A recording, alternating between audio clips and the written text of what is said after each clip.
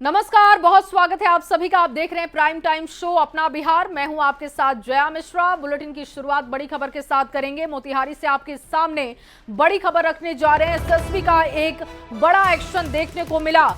हिंदू लड़कियों के तस्करी का ये मामला है। हिंदू लड़कियों का तस्कर गिरफ्तार किया जा चुका है। हिंदू लड़कियों का तस्करी किया जा रहा था और तस्कर मोहम्मद शब्बीर गिरफ्तार किया गया। आकाश नाम से हिंदू लड़कियों से पहले ये दोस्ती करता था, सोशल मीडिया के जरिए प्रेम जाल में फंसाता था और प्रेम जाल में फंसने के बाद इन लड़कियों की तस्करी करता था। हिंदू लड़कियों को भगाकर मोहम्मद शब्बीर बेच देता था। हिंदू नाबालिग लड़कियों के साथ मोहम्मद शब्बीर को पकड़ा गया। लड़की को यूपी में बेचने की फिराक में ये था। एसएसबी ने लड़की के तस्कर को गिरफ्तार किया है।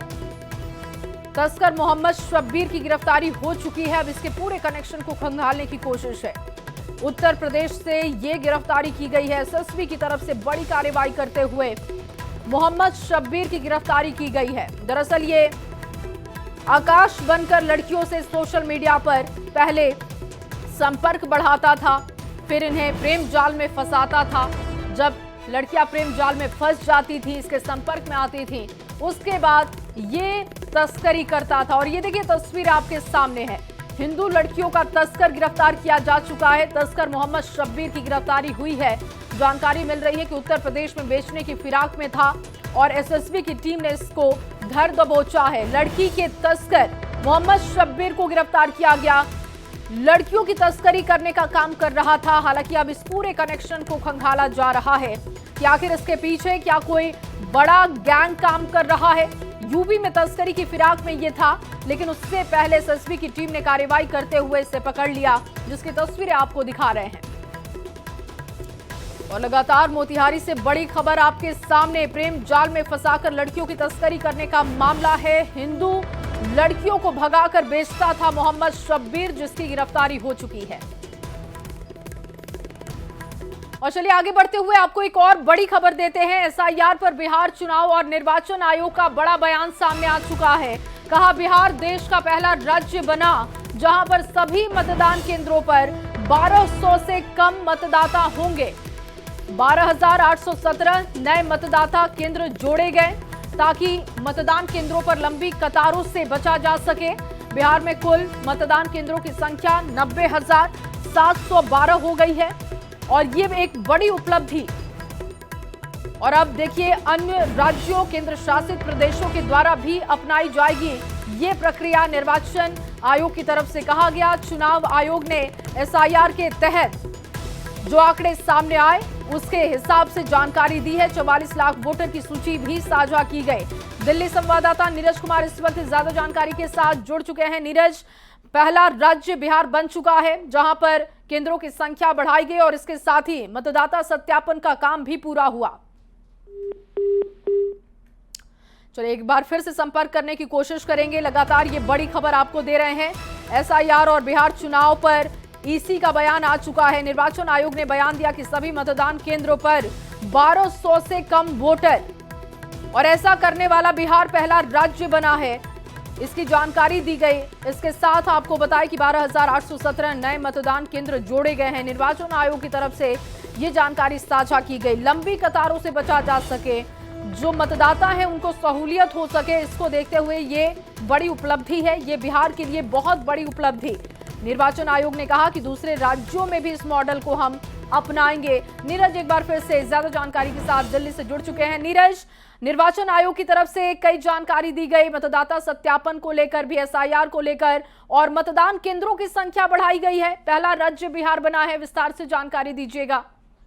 देखिए, बिहार में बिल्कुल ऐसे मतदान केंद्र होंगे जहां 1200 से अधिक मतदाता नहीं होंगे। बिहार ऐसा पहला राज्य होगा जहां किसी भी बूथ पर, जो चुनाव आयोग का कहना है, किसी भी बूथ पर 1200 से अधिक मतदाता नहीं होंगे। इसके अलावा आपको बता दें कि अब से थोड़ी देर पहले एसआईआर पे, यानी स्पेशल इंटेंसिव रिवीजन पे, चुनाव आयोग ने प्रेस ब्रीफ जारी किया, प्रेस स्टेटमेंट जारी किया, जिसमें ये साफ कहा है कि 43 लाख ऐसे मतदाता जो अपने, जिनका इन्यूमरेशन फॉर्म जो अपने पते पर नहीं पाएगा, और उनमें ऐसे भी मतदाता हैं 43 लाख में, जिसमें 11,400 कुछ ऐसे मतदाता है जिन मतदाताओं के बारे में ही नहीं पता है। आपको बता दें, न्यूज 18 इंडिया बिहार के दर्शकों को दो तरह के मतदाता, एक तो कि जो अपने पते पर नहीं पाएंगे, लेकिन 11,000 कुछ मतदाता ऐसे हैं जिन मतदाताओं का ही नहीं पता है। और चुनाव आयोग के सूत्रों ने हमें जो जानकारी दी है, ये मतदाता वैसे हो सकते हैं जिनमें अवैध अप्रवासियों की संख्या हो सकती है। तो चुनाव आयोग ने सभी 43 लाख मतदाताओं की सूची जो है दे दी है 12 प्रमुख राजनीतिक दलों को,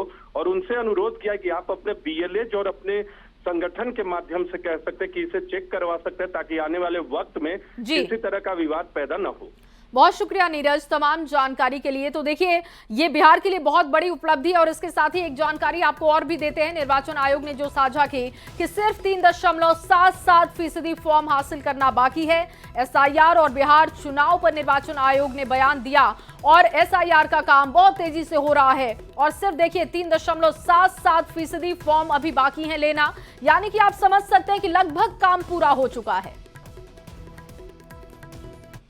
और अब बात मानसून सत्र की होगी। बिहार विधानमंडल के मानसून सत्र के पहले दिन विशेष मतदाता पुनरीक्षण के खिलाफ विपक्ष जमकर बरसा है। तेजस्वी यादव ने SIR पर सदन में चर्चा कराने की मांग की और सड़क से लेकर सदन तक लड़ाई का ऐलान कर दिया। तो NDA ने कहा कि विपक्ष को बांग्लादेशी और रोहिंग्या के लिए दर्द क्यों हो रहा है। आपको ये खास रिपोर्ट दिखाते हैं।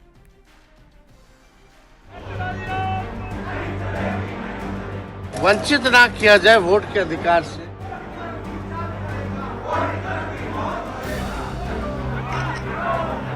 ये लोग सिर्फ नाटक करने वाले लोग हैं। किसके लिए बेचैन हैं ये तो बता दें। बिहार में विशेष मतदाता पुनरीक्षण पर सियासत ने रफ्तार पकड़ ली है। बिहार विधानमंडल के मानसून सत्र के पहले दिन सदन के भीतर और बाहर मतदाता पुनरीक्षण को लेकर विपक्ष ने जमकर बवाल किया। मतदाता सत्यापन पर विपक्ष ने अपने तेवर और तल्ख कर लिए। नेता प्रतिपक्ष तेजस्वी यादव ने इस पूरे मुद्दे पर सदन में चर्चा कराने की मांग की। तेजस्वी ने सड़क से लेकर सदन तक SIR पर लड़ाई का ऐलान कर दिया है। SIR पर जो है विधानसभा में कम से कम चर्चा जो है कराई जाए। और बिहार लोकतंत्र की जननी है और यहीं से लोकतंत्र अगर समाप्त करने का कोई प्रयास करेगा तो हम लोग चुप बैठने वाले नहीं। पार्लियामेंट में भी हम लोग पार्लियामेंट हो, सड़क हो, हर जगह लोग ये लड़ाई लड़ेंगे। जैसा कि अंदेशा था, मानसून सत्र के पहले दिन ऐसा ही हुआ। विपक्ष ने मतदाता पुनरीक्षण के खिलाफ सियासी हल्ला बोल दिया। अब विपक्ष के सियासी हमले पर NDA ने जोरदार जवाब दिया है। विपक्ष के इस हमले पर NDA का ये साफ कहना है कि जो इस देश का नागरिक नहीं है वो मतदान कैसे करेगा। विपक्ष को बांग्लादेशी और रोहिंग्या के लिए दर्द क्यों हो रहा है। पूछे न प्रश्न, लेकिन इतना ज्ञान तो होना चाहिए कि भारत का नागरिक ही वोट देगा और जो नहीं है उसका नाम कटेगा। तो किसके लिए बेचैन है ये तो बता दें। रोहिंग्या के लिए कि बांग्लादेशी के लिए। आप अगर ये चर्चा में कहना चाहते हैं कि जो इस देश का नागरिक नहीं है वो इस देश में मतदान करे और संविधान लेके घूम रहे हैं, संविधान का धज्जी उड़ा रहे हैं। जो मतदाता बन सकते हैं, एक भी व्यक्ति का नाम नहीं कटेगा। ये राज्य निर्वाचन आयोग ने स्पष्ट तौर पर कहा। अब ये लोग सिर्फ नाटक करने वाले लोग हैं, घड़ियाली आंसू बहाने वाले लोग हैं। अगर विपक्ष किसी पॉइंट ऑफ टाइम पर यानी किसी समय बिंदु पर आगे जो ये प्रक्रिया चल रही है उसमें एक भी कोई जेन्युइन नागरिक ला देगा जिसका मतदाता सूची में नाम नहीं है, अब कहीं डबलिंग है, कहीं गलत तरीके से एंट्री है, ये तो उसको देखने के लिए होता है। ये रूटीन एक्सरसाइज है। SIR के नाम पर दाखिल नहीं हो रहा है, लोग बेदखल किए जा रहे हैं। माननीय सर्वोच्च न्यायालय के डायरेक्शन के बावजूद कान पे जू नहीं रेंग रही है। किस बात का आप वॉकआउट कर रहे हो भाई? सीना तान के खड़े रहो, हाउस को चलने मत दो। आप 2 मिनट में वॉकआउट कर रहे हैं। SIR के मुद्दों पर वॉकआउट नहीं करनी चाहिए, सदन नहीं चलने देना चाहिए।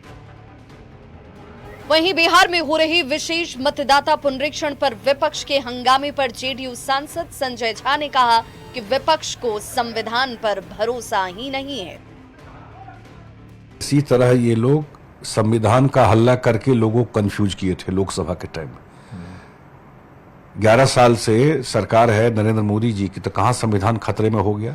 अब ये काम दोबारा यही काम कर रहा है। इलेक्शन कमीशन पर प्रश्न चिन्ह लगा रहे। चुनाव करवाना किसका काम है? वोटर लिस्ट ठीक कराना किसका काम है?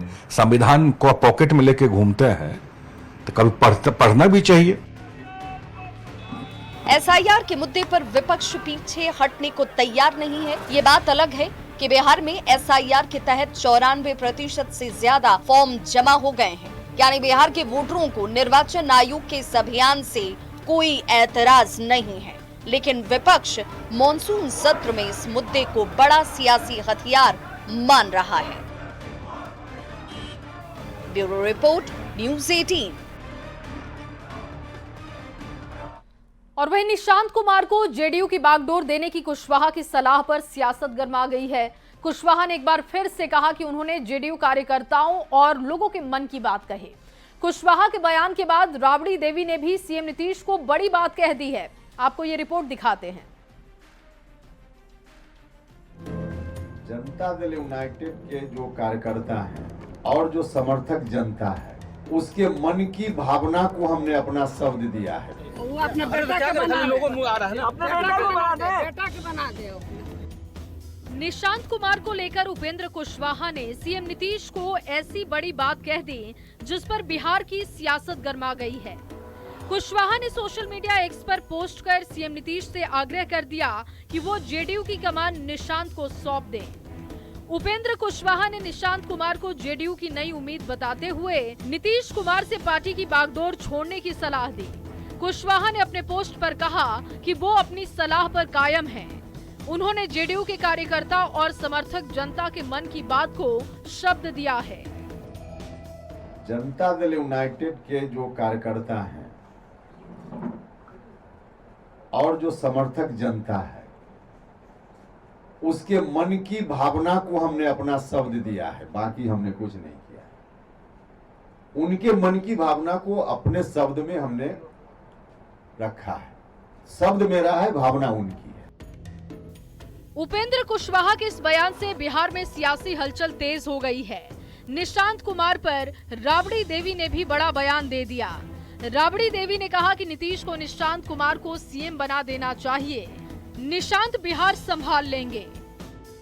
जिस तरीके से ना दे, वो अपने बेटा के बना दे। बेटा के बना दे। बेटा को बना दे, बेटा संभालेगा। अरे नीचे करना है बेटा। निशांत कुमार को जेडीयू की कमान सौंपने की कुशवाहा की सलाह पर सियासी बयानबाजी तेज हो गई है। एनडीए इशारों ही इशारों में कुशवाहा के बयान का समर्थन कर रही है तो महागठबंधन के नेता चुटकी ले रहे हैं। मैं ये मानता हूं कि आप पूरी तरीके से खुद स्वतंत्र होते हैं। पार्टी में क्या फैसले लेने हैं नहीं, मुझे नहीं लगता कि एक दूसरे में इंटरफेयर करने की ज़रूरत है। उन्होंने अपनी बात को ज़रूर रखा, बट मैं मानता हूं कि मुख्यमंत्री जी पूरी तरीके से सक्षम हैं ये फैसले लेने के। निश्चित रूप से निशांत जी पढ़े लिखे युवा हैं, इंजीनियर हैं, सादगी से भरा हुआ जो बिहार पसंद करता है जिस तरह के नेता को, वो उनमें गुण है। बाकी उनके पार्टी का ये आंतरिक मामला है। हमारे पार्टी के राष्ट्रीय अध्यक्ष श्री नीतीश कुमार जी को और किसी को भी वो राजनीति में कोई व्यक्ति आएगा उसके क्या प्रोफेशन होंगे, ये बिल्कुल उनका वो अधिकार होता है, ये किसी का कॉन्स्टिट्यूशनल अधिकार होता है, कोई किसी को इसमें नहीं रोक सकता है। निशांत को राजनीति में बहुत पहले ही आ जाना चाहिए। आए बिहार के लोगों के लिए काम करे, लोगों के जन मुद्दे को उठाए। नीतीश कुमार के बेटे निशांत के राजनीति में आने की चर्चा रह रहकर सुलग रही है। कुशवाहा ने सीएम नीतीश से जेडीयू की कमान निशांत को देने का आग्रह कर बड़ी बात कह दी है। ये बात अलग है कि निशांत हमेशा राजनीति में आने के सवाल को टाल जाते हैं। न्यूज़ 18 के लिए पटना से संवाददाता आनंद अमृतराज के साथ संजय कुमार की रिपोर्ट।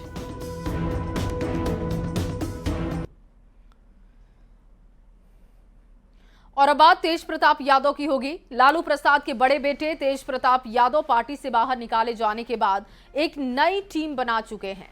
उन्होंने इसके लिए एक सोशल मीडिया पर पेज भी तैयार किया और अब इस पर कैसे सियासत गरमाई हुई है आपको दिखाते हैं।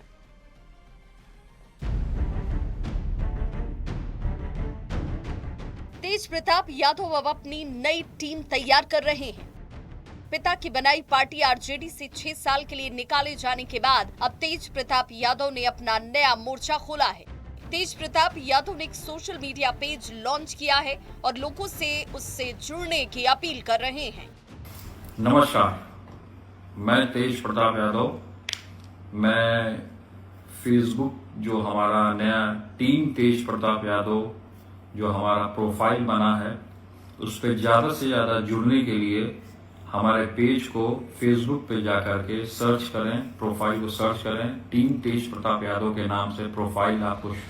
इसी सोशल मीडिया पर साझा की गई तस्वीर की वजह से फसाद में फंसे तेज प्रताप यादव अब इसी के सहारे अपनी राजनीतिक वापसी की राह तलाश रहे हैं।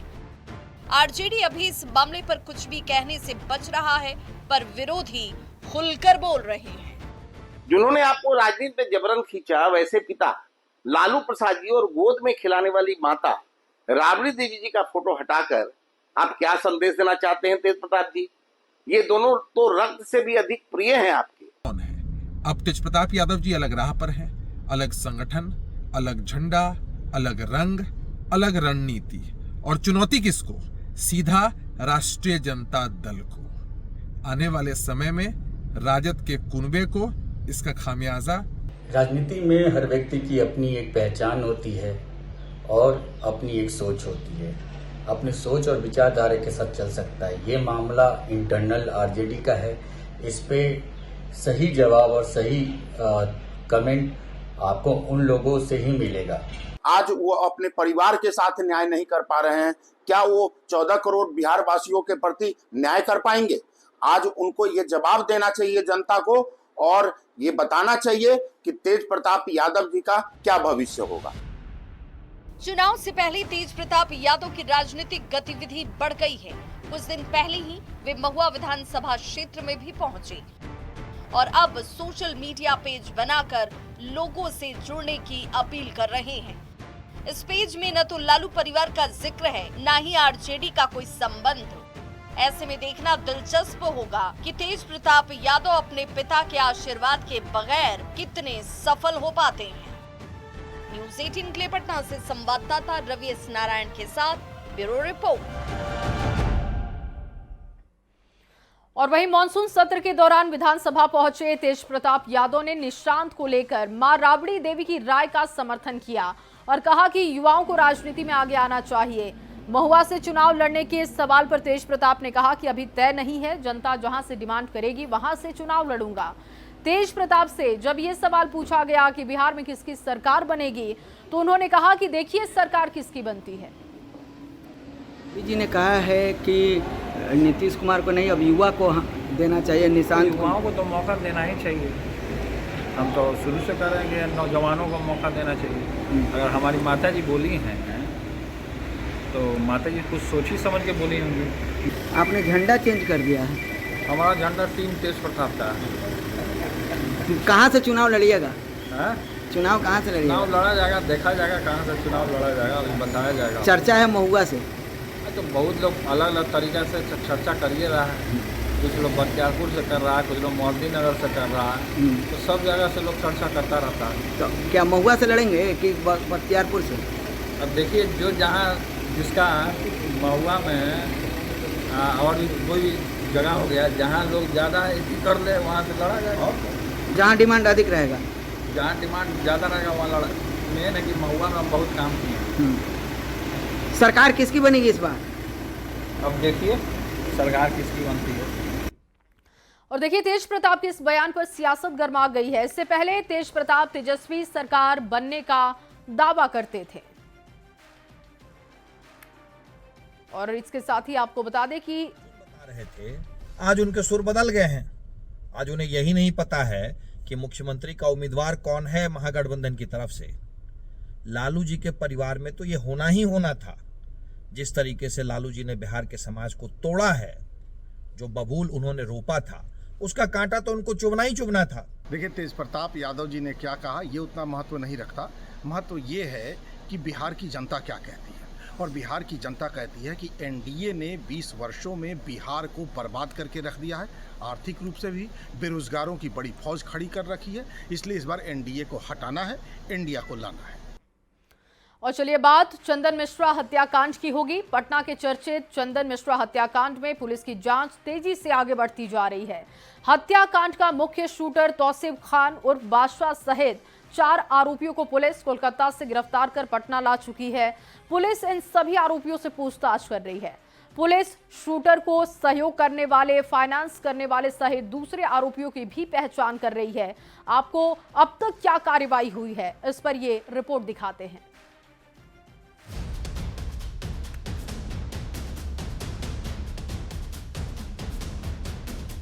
पटना के पारस हॉस्पिटल में चर्चित गैंगस्टर चंदन मिश्रा हत्याकांड के 4 आरोपियों को कड़ी सुरक्षा के बीच कोलकाता से पटना लाया गया।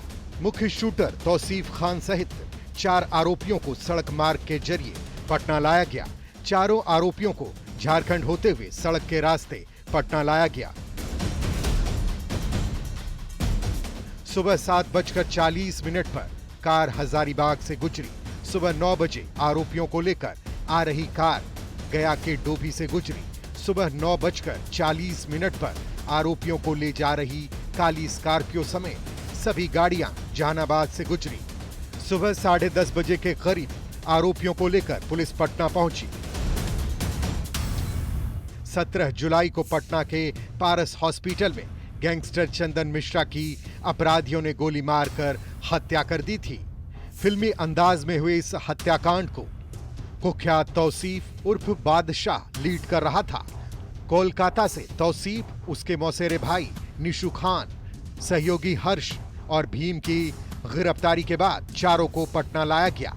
निशु खान के घर पर ही कुख्यात अपराधी चंदन मिश्रा की हत्या की साजिश रची गई है, लेकिन पकड़े जाने के बाद निशु खान अब नई नई कहानियां गढ़ रहा है। गैंगस्टर भाई का बचाव कर रहा है और गर्लफ्रेंड का नया एंगल देने की कोशिश कर रहा है। भाई का जो क्राइम में है, आपको पता है? ये क्राइम हुआ था, भाई किया था, आपको पता है? करने के बाद हमको पता है। क्या बोला भाई आपको? कि भैया मैं ऐसा कर दिया। क्यों किया, पूछे आप? इतना नहीं पूछे, जब वो बोल दिया तो मेरा माइंड काम नहीं किया। फिर आपके ये जो गर्लफ्रेंड है, ये कोलकाता में रहते हैं जी। परिचय कैसे हुआ उनके साथ? परिचय ये मर्डर के पीछे इंटेंशन क्या था, क्या मोटिव क्या था, किस लिए मारा, कारण क्या? नहीं, हमको कुछ नहीं पता। निशु से सोशल मीडिया पर हथियार लहराने को लेकर भी पूछताछ हुई। पैर में लगी गोली के निशान को जमीनी विवाद से जोड़ रहा है। दावा कर रहा है कि नादानी में भाई तौसीफ उर्फ बादशाह ने जराइम की दुनिया में कदम रखा। हालांकि अब ये साफ हो चुका है कि तौसीफ चंदन मिश्रा के दुश्मन शेरू का शार्प शूटर है, जो हत्याकांड का मुख्य आरोपी है। हत्याकांड के दिन 5 अपराधियों को तौसीफ ही लीड कर रहा था। फुलवारी शरीफ का रहने वाला तौसीफ उर्फ बादशाह चंदन की हत्या के बाद सबसे आखिरी में निकला था। चंदन मिश्रा हत्याकांड में शूटर सहित चारों आरोपियों से पूछताछ के बाद पुलिस ने इस हत्याकांड को गैंगवार का नतीजा बताया है। पूछताछ के बाद मिले क्लू और निशानदेही पर पुलिस की कार्रवाई चल रही है। अपराधियों को सहयोग करने वाले फाइनेंसर समेत कई और लोगों की भी पहचान की जा रही है। जो है उसके साथीगण हैं जो फाइनेंस कर रहे थे या भागने में हेल्प कर रहे थे या प्लानिंग में जो साथ में थे, जिन्होंने बैंक अकाउंट सेटअप किया या कुछ किया या हथियार में हेल्प किया, तो उन सबको जो है राउंड अप किया जा रहा है। हथियार शायद समनपुरा में ये लोग छिपा हैं, इस तरह की बातें सामने ऐसी सूचनाएं कुछ मिली थी जिसपे कार्रवाई भी की गई है। यदि और कुछ स्पेसिफिक इन्फॉर्मेशन मिलेगी तो और आगे कार्रवाई होगी। बाकी इनसे पूछताछ चल रही है, निशानदेही पे जो है रिकवरी। पुलिस ने छठे आरोपी नीरज पासवान की भी पहचान कर ली है, जो खुद को समाज सेवी बताता है। सूत्रों के मुताबिक नीरज पासवान एक राजनीतिक पार्टी से भी जुड़ा है। वहीं पुलिस गिरफ्तार 4 आरोपियों से पूछताछ में जुटी है, जिसके बाद चंदन मिश्रा हत्याकांड से जुड़े कई राज सामने आ सकते हैं। न्यूज़ 18 के लिए पटना से संजय कुमार की रिपोर्ट।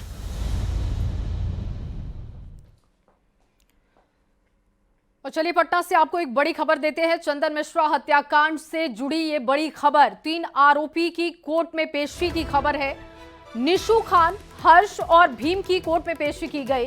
कोलकाता से आज मुख्य शूटर तौसीफ सहित 4 आरोपियों को पुलिस पटना लेकर पहुंची, जहां पर इनसे लगातार पूछताछ हो रही है। लेकिन देखिए, जानकारी जो है 3 आरोपियों को कोर्ट में पेश किया गया, जिसमें निशू खान है जिसने अहम जानकारियां दी थी तौसीफ को लेकर। इसके साथ ही हर्ष और भीम को भी कोर्ट में पेश किया गया। कोलकाता से आज मुख्य शूटर तौसीफ सहित 4 आरोपियों को लेकर पुलिस पटना पहुंची और उसके बाद इनसे लगातार पूछताछ हो रही है। और वहीं पटना के पारस हॉस्पिटल में गैंगस्टर चंदन मिश्रा हत्याकांड में गिरफ्तार शूटर तौसीफ उर्फ बादशाह से पटना एसटीएफ मुख्यालय में लगातार पूछताछ हो रही है। एसटीएफ और पुलिस टीम कई पहलुओं पर शूटर से पूछताछ करने में लगी है। चंदन मिश्रा हत्याकांड से जुड़े सवालों के जवाब ढूंढने में पुलिस जुटी हुई है। पटना के एसएसपी कार्तिकेय के शर्मा भी एसटीएफ मुख्यालय में तौसीफ से पूछताछ को लेकर पहुंचे थे। एसटीएफ मुख्यालय से ज्यादा जानकारी दे रहे हैं न्यूज 18 संवाददाता संजय कुमार, उनकी रिपोर्ट देखिए। पिछले 17 जुलाई को पटना के पारस हॉस्पिटल में गैंगस्टर चंदन मिश्रा हत्याकांड में जो 4 आरोपी पकड़े गए हैं कोलकाता में, उनको पटना लाया गया है और पहले उनको पुलिस लाइन में रखा गया था। फिर उसमें से तौसीफ उर्फ बादशाह जो शार्प शूटर है, उसको पटना के इसी बिहार एसटीएफ हेडक्वार्टर में लाया गया, जहाँ की तस्वीर हम आपको दिखा रहे हैं। देखिए, जो एसटीएफ के जवान हैं वो इस वक्त नज़र आ रहे हैं तस्वीरों में, और जो एसपी एसटीएफ हैं उनके नेतृत्व में अभी पूछताछ जो है वो चल रही है। पटना पुलिस की भी एक विशेष टीम उस पूछताछ में साथ में लगी हुई है। इसमें सबसे बड़ी बात है कि खुद जो एसटीएफ के एडीजी हैं कुंदन कृष्णन भी यहाँ पहुँचे थे और प्रारंभिक जो पूछताछ हुई थी उसमें एडीजी एसटीएफ भी मौजूद थे। चंदन मिश्रा हत्याकांड की कौन इसमें जो है उसने सुपारी दी और कौन कौन से लोगों ने सहयोग किया, तमाम जो ऐसे सवालात हैं उनका जवाब ढूंढने की कोशिश लगातार की जाए। तो कई पहलुओं पर बिहार एसटीएफ और पटना पुलिस की टीम इसमें पूछताछ कर रही है। 48 घंटे का ट्रांजिट रिमांड मिला है और ये 48 घंटा कल यानी मंगलवार की शाम तक पूरा होगा। जो 6ठा आरोपी है उसकी पहचान भी कर ली गई है और कुल मिलाकर पटना पुलिस के लिए चैलेंज भी बना हुआ है और कार्रवाई भी चल रही है। देखना होगा सारे शूटर्स कब पकड़े जाते हैं, कौन कौन से लोग कॉन्स्पिरेटर रहे हैं, उनकी गिरफ्तारी कब तक होती है, किन लोगों ने लॉजिस्टिक सपोर्ट किया, उनकी गिरफ्तारी कब होती है। अभी भी पटना पुलिस इस चुनौती से जूझ रही है और लगातार आगे कार्रवाई जारी है। कैमरा पर्सन दीपक के साथ संजय कुमार, न्यूज 18 पटना। और चलिए आगे बढ़ते हुए आपको एक और बड़ी खबर देते हैं पटना से। ये बड़ी जानकारी, ईओयू साइबर सेल की बड़ी कार्रवाई दिखे। अंतर्राष्ट्रीय साइबर गैंग के एसआईएम बॉक्स का खुलासा किया गया। साइबर गैंग का मुख्य सरगना समेत 6 की गिरफ्तारी की बात सामने आई है। गैंग का मुख्य सरगना हर्षित कुमार की गिरफ्तारी हो चुकी है और सीएससी संचालक मोहम्मद सुल्तान की भी गिरफ्तारी हो गई है। सुपौल, वैशाली समेत कई जिलों में बड़ी छापेमारी की गई।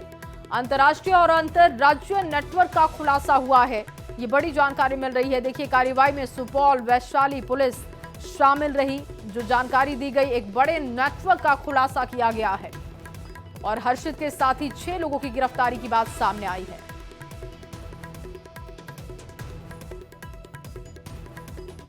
और चलिए इसी खबर के साथ अपना बिहार में बस इतना ही। आगे जोहार झारखंड देखिए, उससे पहले देख लीजिए इस वक्त की हेडलाइंस।